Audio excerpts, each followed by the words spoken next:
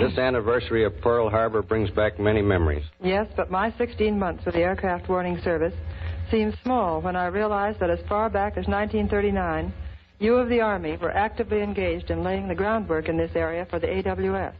Yes, we were planning a test maneuver even as far back as 1939. But looking back to the first cornerstone of our present AWS here in Seattle, laid in July of 1941, I can remember the afternoon at your home, Miss England, with 10 Seattle women to whom you have given the responsibility of each recruiting 10 other volunteers.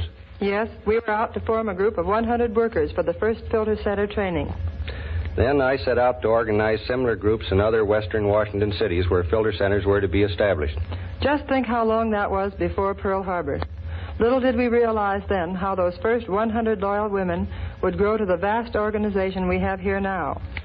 No one of them at the time guessed they were signing up for a steady job. No. We expected to dismiss our volunteers right after Thanksgiving. Just call them back occasionally for brush-up training so they'd always be ready for any emergency. Remember the morning of December 8th, Colonel Cargan? Will I ever forget it? I mean, the way our volunteers reported for duty, many without being called. Remember the speed and efficiency with which they took their places in the Filter and Information Center? The great thing about it all, Mrs. England, is that the same spirit has carried on these last 12 months without a waver. And we're all going to carry on for the duration. Well, we of the military can never say enough in praise of our civilian volunteers. You yourself, Mrs. England, with nearly 4,000 hours of volunteer service. Well, don't forget, there are many, many others who have served well into the 1,000 and 2,000-hour brackets. I'm sure we all feel that what we've done has been worth the time spent. Your compensation has come, no doubt, in knowing that you have all done your jobs well. You have the satisfaction of knowing that others may live in safety without fear of enemy attack. It is the fighting spirit, exemplified in our volunteer workers throughout the Pacific Coast, that has carried us all so successfully over this first hard year. The Gordon Jenkins Orchestra and Choir join in a modern song of hope. When the lights go on again all over the world.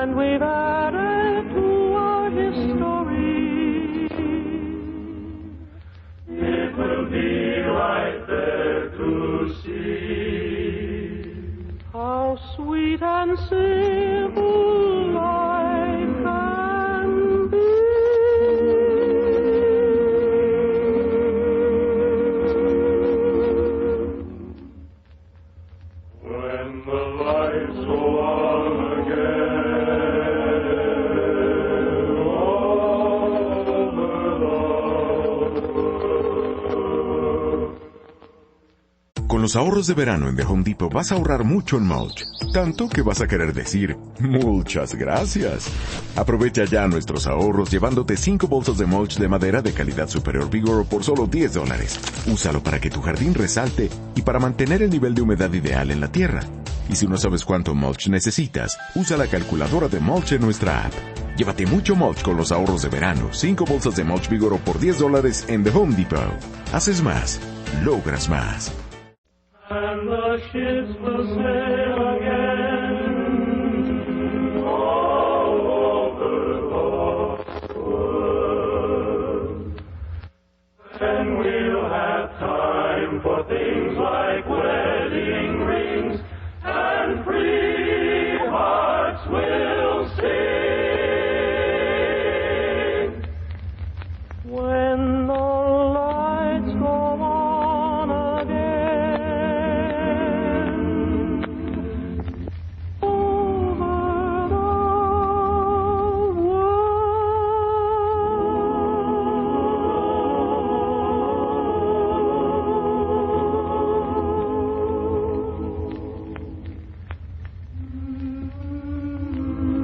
We thank thee, Lord, for daily bread, for homes unbombed above our heads.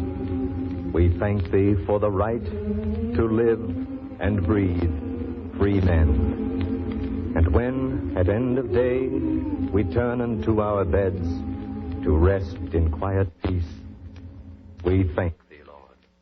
Then we'll have time for things like wedding rings, and free hearts will sing. When the lights go on again, all over the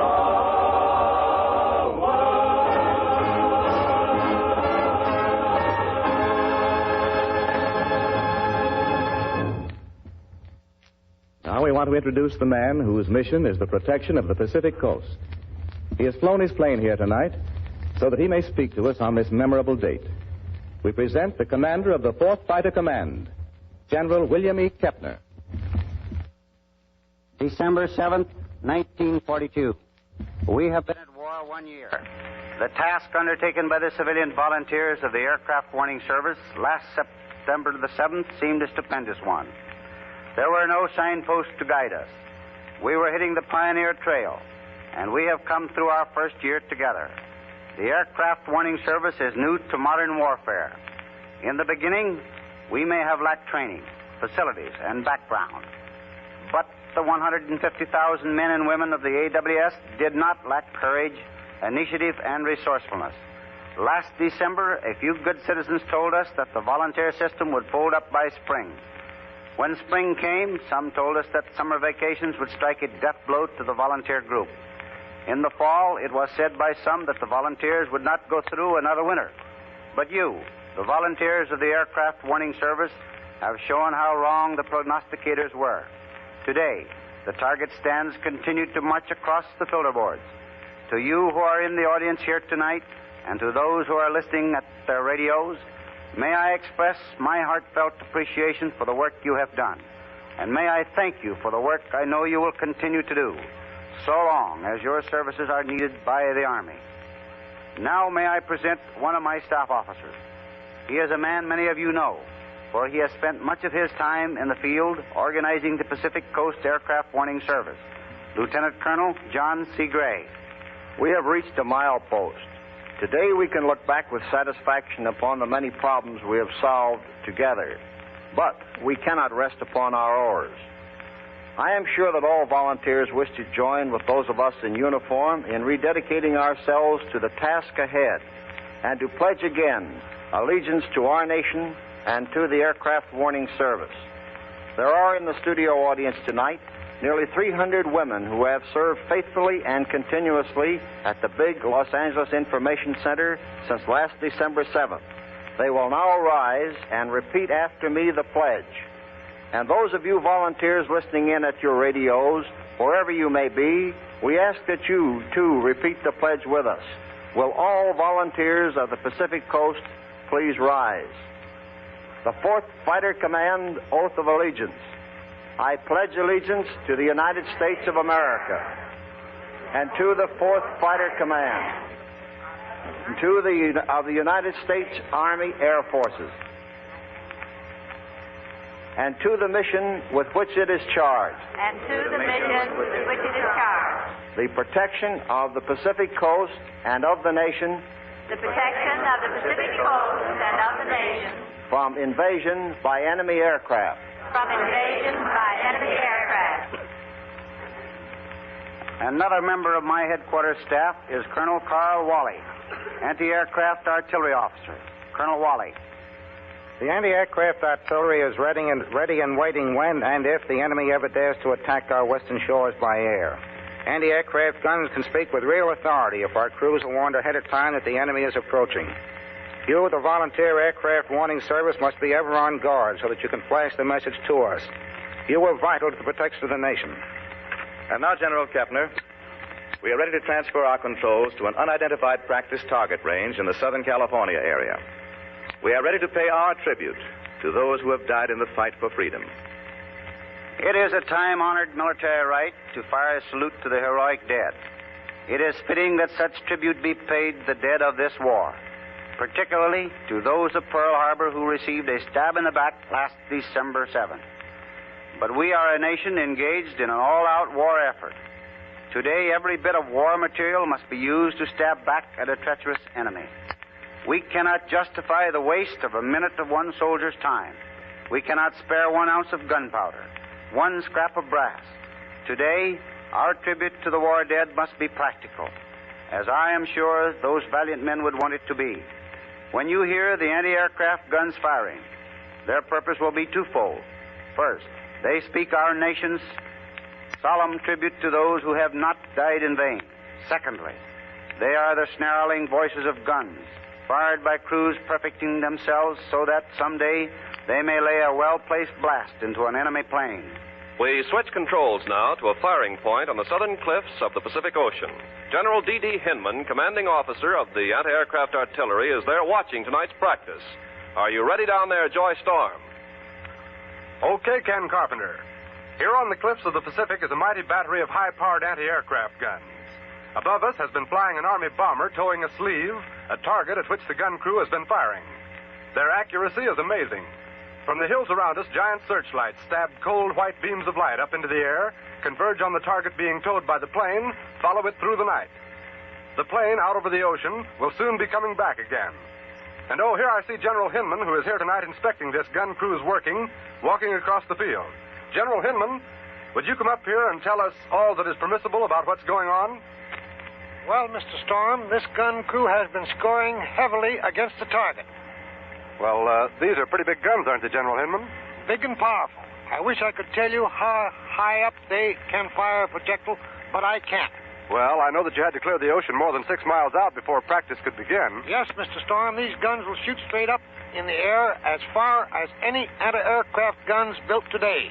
If any enemy aircraft gets anywhere within their range, the enemy better start saying his prayers. Well, I'd hate to be an enemy plane trying to get through this gun crew that's firing tonight. Think they're pretty good, do you? Well, I have a new feeling of security for my family, General Hinman. That's one way I can put it. Light finder on target.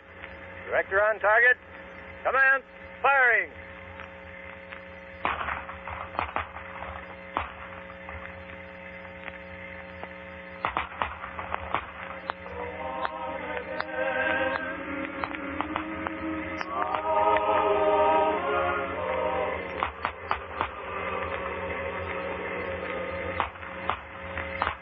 A gun crew at practice. A salute to our war dead. Though the lights of the world are dim this December 7th, the torch of freedom shall always burn brightly.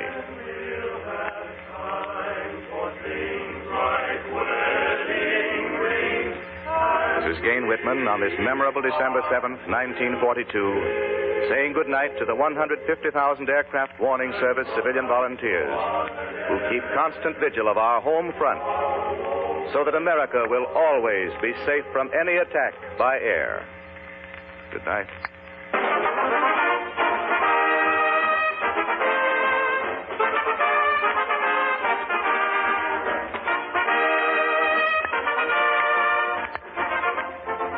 Eyes Aloft is produced for the 4th Fighter Command by Robert L. Redd.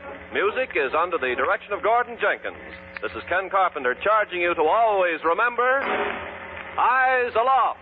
Eyes aloft, watching the sky, watching the plane flying the lanes up above. Eyes aloft, always on guard, lending a hand, protecting the land we love. Eyes Aloft comes to you from Hollywood. This is the National Broadcasting Company. Eyes aloft.